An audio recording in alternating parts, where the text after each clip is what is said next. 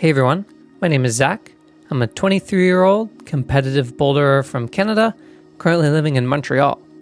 Welcome back to the COMPCLIMB training series, where I record most of my training, provide in-depth analysis of every session, and just chat about climbing with an emphasis on competition. Oh man, around and around we go with the legs, still not controlling it. That clip is pretty hilarious. We will get to that later. But first, let's set the stage for the day of training, which we are going to be having at Bloc Shop, Hochelaga. And so if you were paying attention to that little program highlight, we're having a boulder session, just like an unfocused session of bouldering. But actually, this was initially written as a slab and coordination session. But the reason I decided to do just a normal boulder session today was because in the last episode, when we were training at Rose Block, I realized I basically did a slab and coordination session by accident for the first session on that day. Every single boulder was either a cordo boulder or a slab boulder.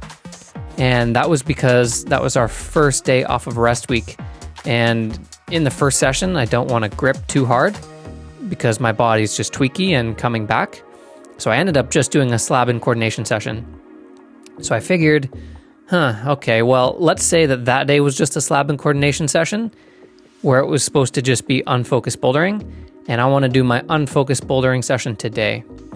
And the reason for this is actually because I have been seeing some epic looking boulders at the Bloc Shop locations recently, both Hochelaga, which we're at right now, and at Chabanel, and at Mile X too. And it's hard to go to the Bloc Shop gyms on the slab and coordination day because usually there won't, sometimes there will be, but I can't count on there being enough slab and coordination boulders to last like a whole hour-long session. And I prefer to go to Bloc Shop on like an unfocused bouldering day where I'm not trying to hit like a certain style throughout the whole day. Whereas Rose Block, I can always count on there being enough slabs and coordination boulders for an hour-long session. So I wanted to go to Hochelaga today because there are some epic-looking boulders, a very epic-looking white tape in particular, which we will get to, and it is better suited for some unfocused bouldering sessions, hence the adjustment on the program. And yeah, we haven't been to Hochelaga in a little bit, so there were lots of new boulders, including this one here, which is the first boulder that I make the mistake of underestimating of the day. This one turned out to be a lot harder than it looked. I thought it looked pretty chill actually, but the pinches are like the red pinches that they have at the Bloc Shop gyms in this line are super, super greasy, and you got to pinch them real hard. You can see I'm getting caught off guard by the finish hold grease here. And the beginning of this boulder is also pretty tricky. We'll notice these footholds are quite slopey. I was having to use a previous tip of the day from maybe a couple weeks ago, where I had to make sure I was applying inwards force on these slopey footholds so that they wouldn't slip off. And the previous tip of the day with these kinds of footholds was that if you try to weight them by standing and pressing downwards on them, because they're so slopey, that's when your feet are going to just slip and pop right out from under you. And so if you treat them more like a smear and apply inwards pressure, you get better friction and your feet will slip off less. And also let's check out this boulder, which is really cool. It's also going to use a couple of tips of the day. So the first one is going to be when we jump up to this jug pocket, I connect the two moves. So we can see this here, and then watch my right hand on this move, I do a grip change. So yeah, I thought it was fun that this boulder featured like a couple of tips of the day of recent times. The first one is the idea of connecting moves rather than like controlling the pocket and then doing like another campus move. It just saves energy in the long run to connect the two moves. In that situation, since we were dealing with the jug, it wasn't like that crucial to save energy, but it's always a good habit to build, to like see a move that you can connect and just do it. It's a really good habit. And then also the grip change on that right hand pinch I was just down pulling it as a 4-finger drag in order to get some good power to pull off of it. But then when I went and hit the next hold, I switched my right hand to a pinch grip to actually control the position and pull me back in. So anyway, if you want to go rewatch that one, that's the idea with those 2 tips of the days, which I thought was pretty fun. And then yeah, we're moving on to another black tape here. This one was pretty anti-style with some small slopey crimps on top of these slopers, which I usually struggle with quite a bit. And the other idea, I guess I should mention with this morning session, was I had a goal of trying to send all of the black tapes and maybe some of like the A-lister red tapes. And I wanted to try and do them all in this morning session so that I could completely dedicate session 2 to working the new white tape that I was talking about. And that's because the white tape is a V13, which I haven't got on in a while. Like the white tags at Bloc Shop are graded V12/13, and there's been a lot of 12s recently. So it's been a while since I've gotten on a 13, and I think that I've only sent one V13 at Bloc Shop.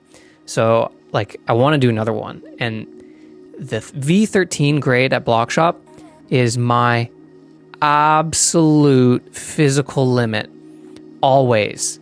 Like the past couple that I've tried, I think I like fell on the finish move of a few in recent months, and it just took everything out of me to even like drop the finish hold.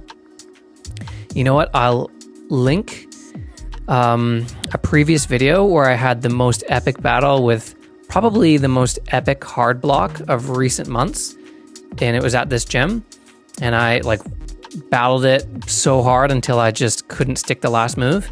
I'll link that video in the description for new viewers who haven't seen it. But ever since that boulder, I've been waiting for another V13 to like fight against. So anyway, I wanted a whole session to just focus on the one boulder. So this morning session was dedicated to making space for that. So the pressure was on, and it's always fun when I have like a little mini goal to work with, such as that in a session like this, because it trains some good like mental performance tactics, because I basically have to try and send all of these boulders in this morning session as fast as possible within my hour-long time limit. And I have to like project efficiently, know when to work moves individually and what boulders to try when. It's almost like a scramble format competition. So yeah, let's tune into this boulder here. This is the second boulder of the morning that I underestimated.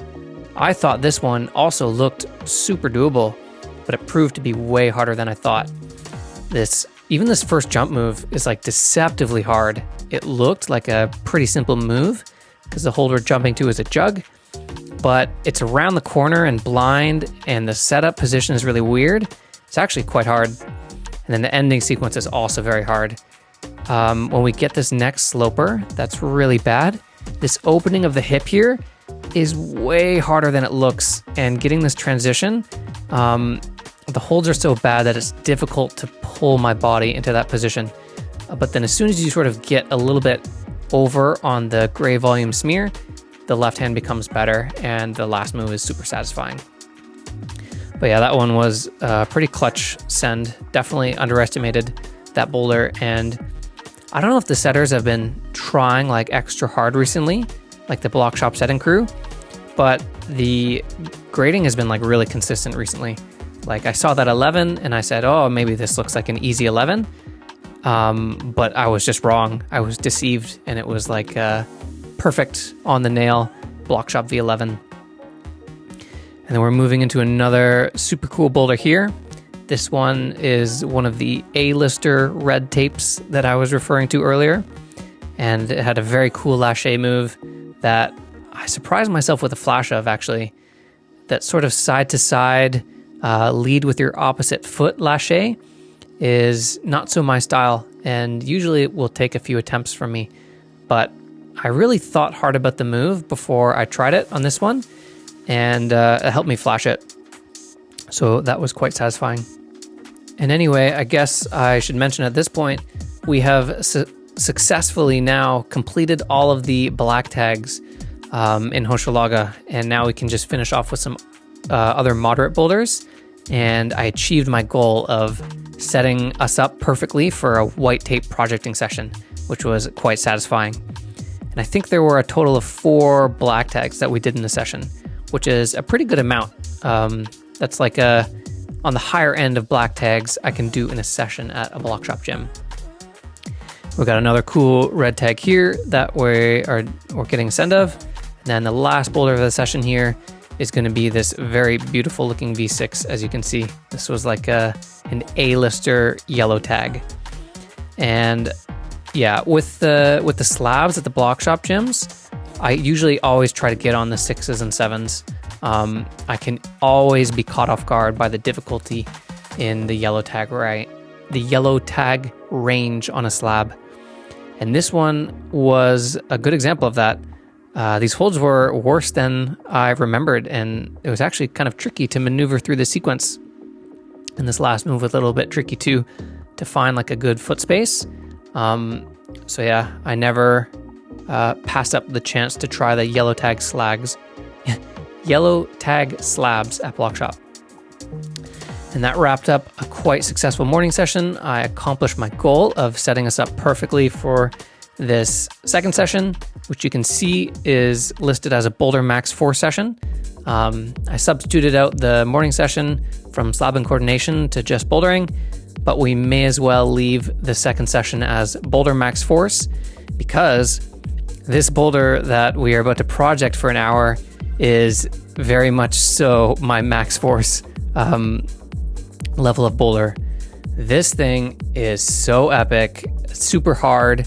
As soon as I saw like a picture of this on Tony's Instagram, I could not wait to come to Hochelaga and project this thing.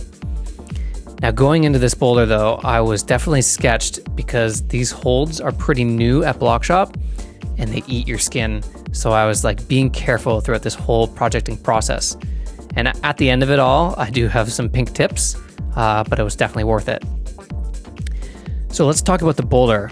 This here is definitely the crux sequence. These last 2 moves are so mega, so crazy hard. When I first tried them, like here, you can see I'm just not even able to hold the position on those couple slopers there. And I started with working the ending, and this was also like a skin preservation tactic. I didn't want to work the beginning a whole lot, and then if I made it up to the end, I wouldn't know what to do, and I just try that beginning dyno a lot and burn through my skin. So yeah, I tried the top a couple times, but I also wanted to feel at the bottom, so I put a burn on and got up to the second last hold, as you saw. But the problem is I got to the second last hold while I was keeping that right toe hook lower, and I don't think that I can take the toe hook out while I'm holding both of the holds. So maybe on this try, I try to switch up the beta. But anyway, yeah, the beginning sequence is also very cool. The dyno at the beginning and this whole sequence here in general really takes a lot of energy and a lot of tension. So when we get into this position, trying to like release this toe hook here is so physically demanding after doing that beginning especially. So yeah, I realized that I can't try and keep the right toe hook while I go to the second last hold because I won't be able to release it after. And I have to do this super, super back intensive method to get into the second last hold. And if I shift any tiny bit too much to the left, I just fly out of that position.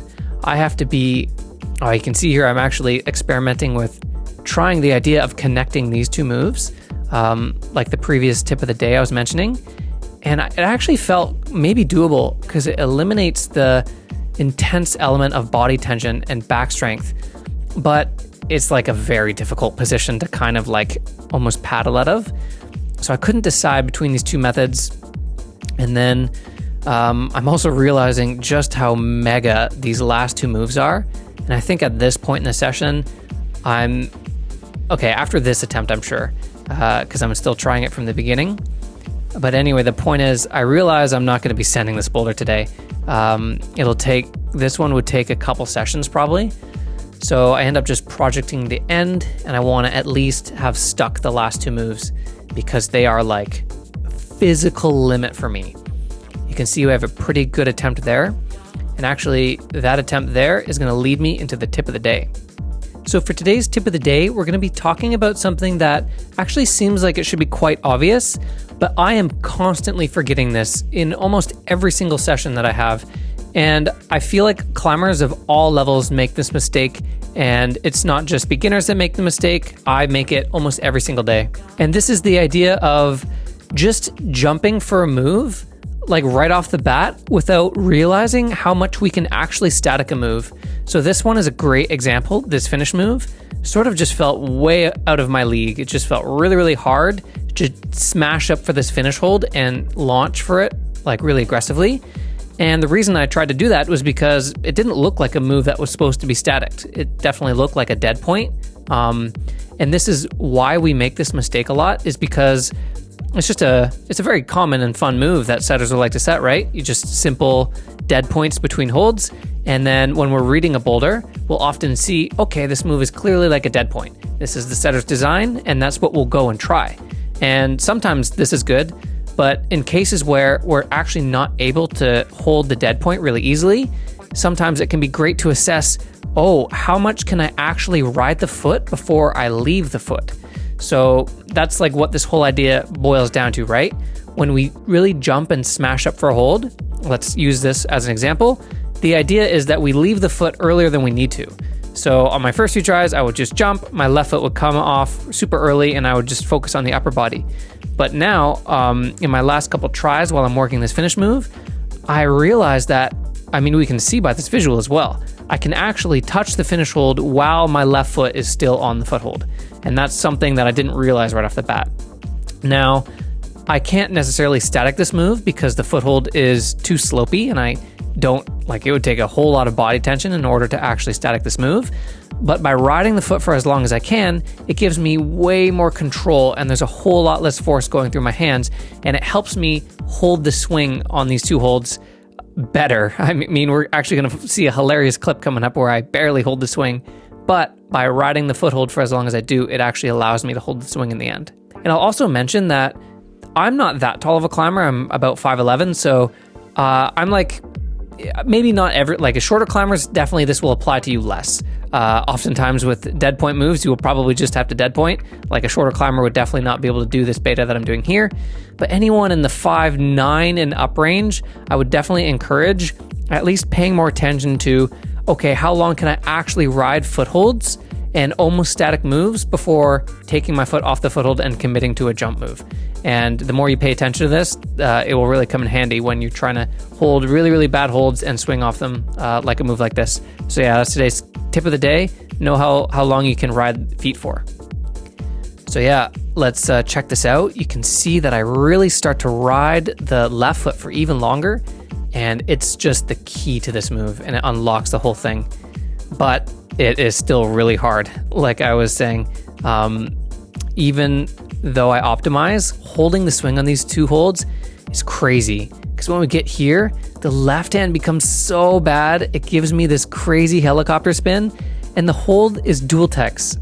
So you can see my right foot is trying to stop the helicopter, but it's sliding off of the hold because it's just slipping on the dual text.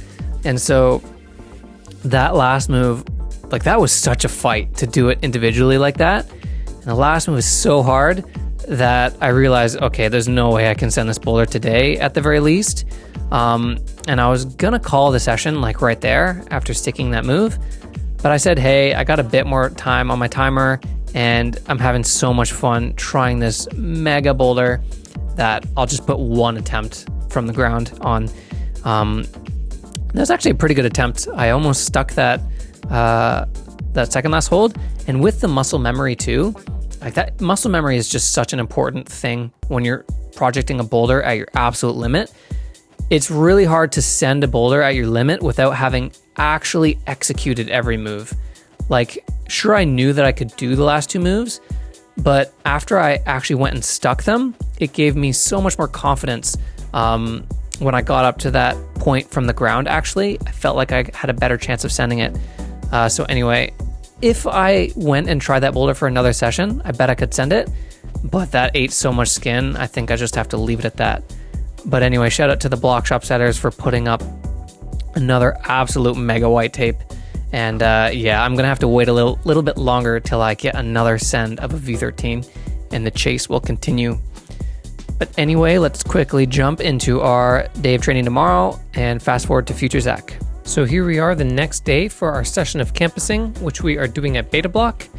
And I was hoping to jump on some of our campus projects that we've been trying in recent months on the spray wall, which I was talking about in the last episode.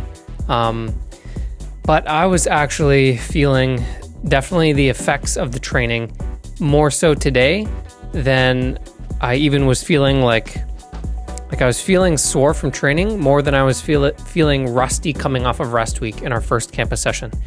And I always kind of forget that this is how training is supposed to work and get caught off guard by some like delayed fatigue on day 3 or 4 or 5 of starting a new program, because usually you'll be feeling a bit fresher when you actually start the program. But once you've got those first couple days of really intense training under your belt, now your body is going to be fighting constantly to recover and rebuild all those muscles that you're breaking down, right? So we had a really good first 2 days of training of this new intense program. And today I was really feeling some fatigue start to accumulate. And that in combination with obviously working some very hard boulders yesterday was quite brutal. And this campus session, my body was just burning the whole time. I realized I was not going to be able, it wouldn't be smart to try any of my limit project boulders that I have on this campus wall. So I decided to just make up some new ones on the spot and try and make up styles and difficulty that I could actually manage in this session. So this boulder that we've been trying here is one of these. I made it up right on the spot, and I wanted to go for something a bit more moderate and maybe with some moves that weren't too crazy powerful. You can see everything is, all these holds look pretty comfy on the grip. And that being said, I still had to absolutely fight my way up this boulder. And it was like just a battle against the burn that I was feeling in my hands. And I'm just feeling in all of my upper body.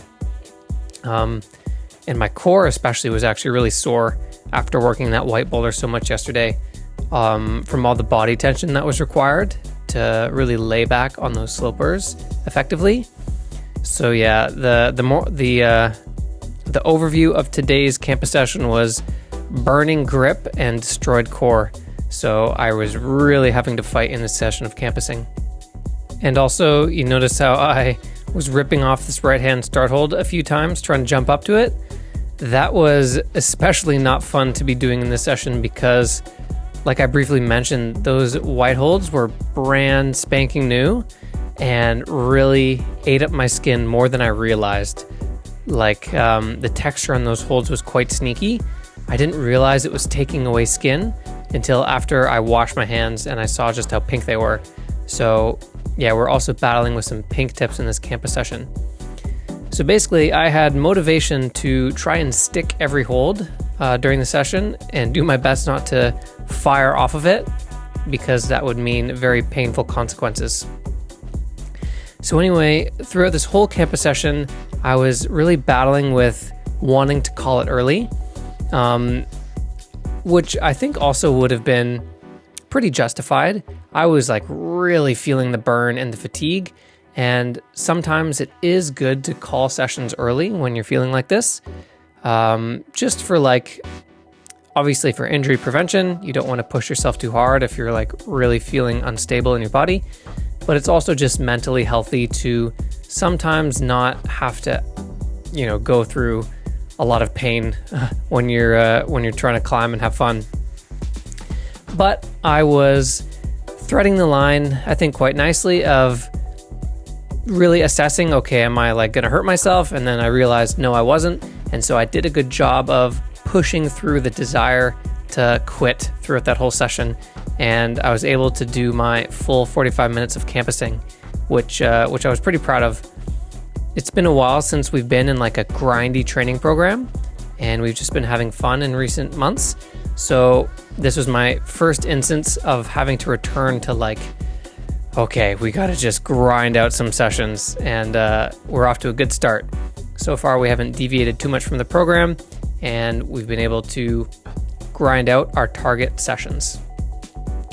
So another part of this first session of the day is pinch block. And I forgot to mention in the last episode that I skipped pinch block. And that was simply because I actually forgot to bring it. This is my own personal pinch block, and I just keep it in my backpack all the time. And we hadn't done pinch block in so long that I just took it out of my backpack and put it in my room. But I forgot to bring it to the gym on the first day of training. So we didn't do pinch block in the last episode. But it is now sitting at the bottom of my backpack again, and I will not forget. We had a good first pinch block session, actually. 70 pounds is definitely on the upper end for me, and I surprised myself even though I was feeling pretty fatigued. And then anyway, for this workout, I think what I want to talk about while we're doing this workout is just sort of my rationale for doing a lot of these exercises.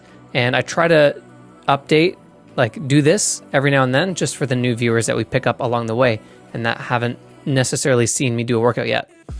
So dips, weighted dips, pretty standard. There are lots of pressing moves in comp style bouldering these days, especially on slab, and having a strong weighted dip just allows me to do mantles and muscle ups on a slab like no problem.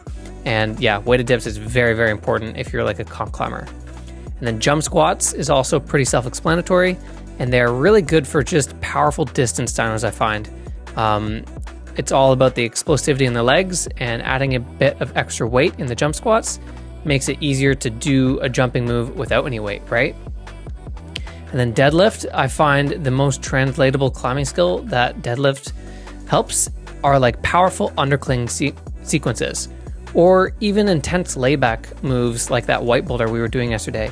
Having a strong lower back and core and good body tension, I think deadlift builds really well. And so I can't wait to grind out some more deadlift sessions and strengthen this part of my body. And then hopefully I'll be able to send a boulder like that white boulder in the future.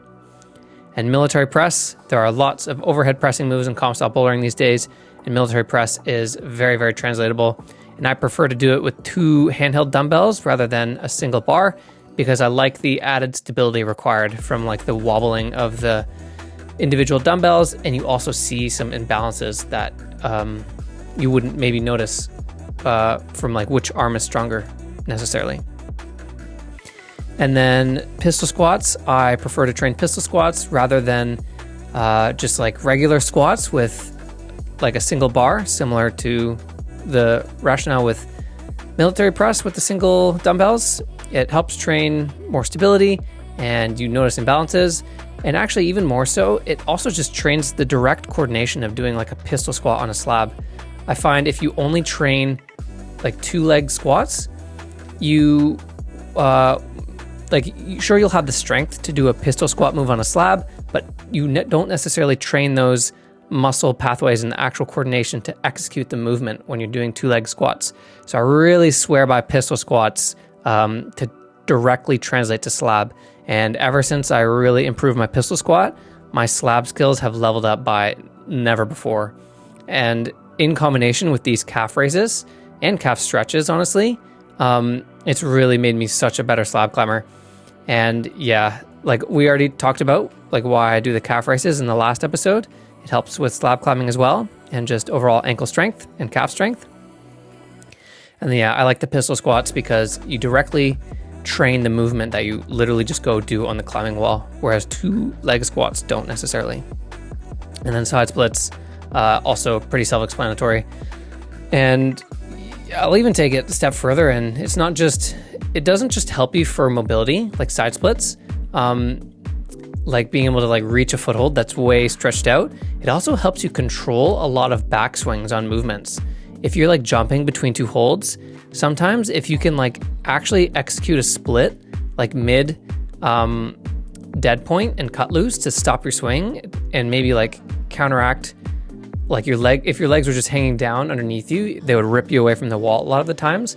And there's actually, this is, you know what, I won't to talk too much about this because this is probably actually a future tip of the day, but sometimes I'm conscious to like almost go into a split while I'm trying to hold a backswing. And it's important to have mobile hips in order to execute this idea. But hopefully we encounter a move like this soon, and I'll talk about it in a tip of the day. And then, yeah, so that's sort of all the logic and rationale that goes in behind all of the exercises that I do in my workout. The biggest overall idea is that I try to do exercises in my workout that have a very, very obvious direct translation to the climbing wall. I find I'm not someone who likes to do a lot of these little weird micro exercises that I don't really know why it's helping me. And if I devote too much time and energy to these sorts of exercises, I find it just beats me down and it's too much training and I'm not getting as much bang for my buck. Whereas if I just stick to less exercises and I know exactly what they're translating to the climbing wall for and why I'm doing them, that's what I put most of my focus on. And that's the logic behind all of the exercises that I do in my workout. So yeah, anyway, we finished off the day with some hangboard on our home hangboard setup. And it was that wraps up like the first week of training. And it was a good week of training. I feel like the grind is starting and I can't wait to keep grinding it out. It's just honestly so satisfying. And yeah, we can look forward to some more cool sessions coming up soon. Insert catchy video to here.